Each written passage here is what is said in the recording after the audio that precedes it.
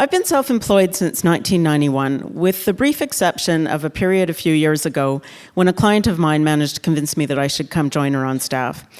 And she originally had got me in there. She was a longtime friend and colleague, and she had originally got me in because she had an employee who was really a problem employee and was struggling to keep up with the web marketing. Now, I didn't know what was going on between the two of them, but it was clear that the employee had lost the boss's confidence, and there was nothing she could do that was going to win it back.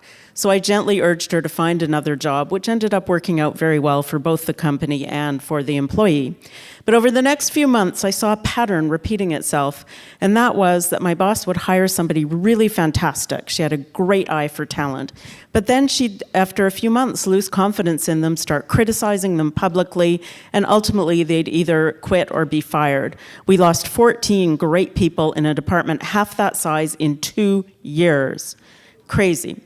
Now, for whatever reason, I stayed in her good books for longer than most, and so my coworkers kept asking me to go and talk to HR about the situation.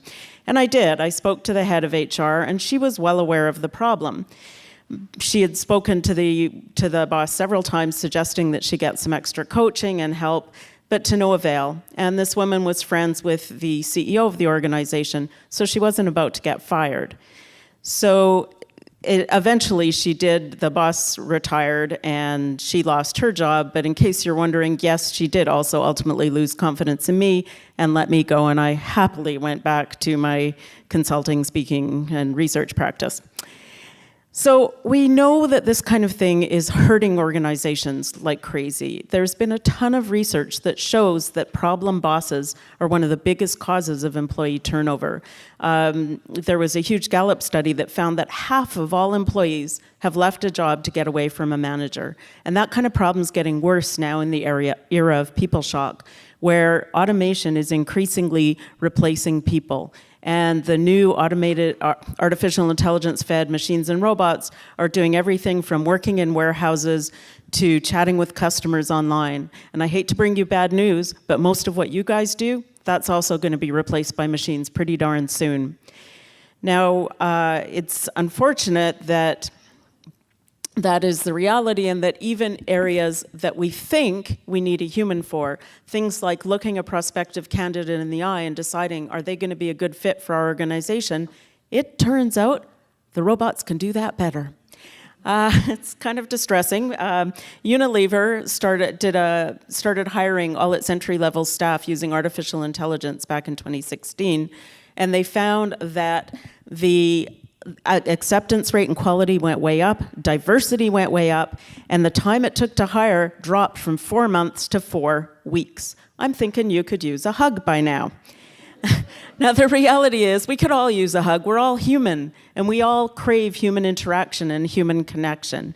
And there will continue to be jobs for people but what's going to happen is as the robots take over more and more, there are fewer of those jobs, and they become exponentially more important.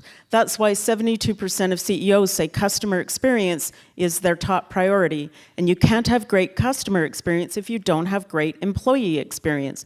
You can tell your employees to say, have a nice day, but your customers will know if they're not really feeling it. So right now, unfortunately, the biggest cause of unhappy employees is bad bosses.